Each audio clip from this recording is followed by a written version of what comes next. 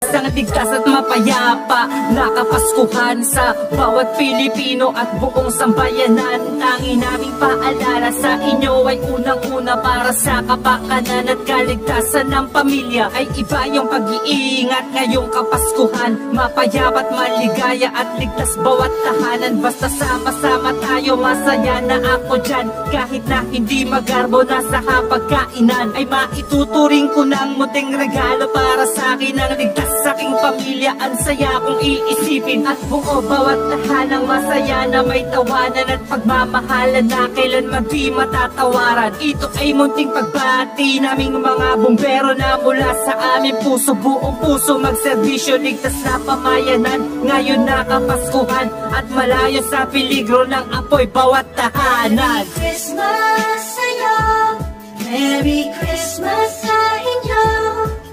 Iba tayo saya lang sandali kapag siya ay kapiling mo. Kaya sa araw ng Pasko, sana ika'y naririto. Sa akin ay ikaw ang pinakamagandang regalo.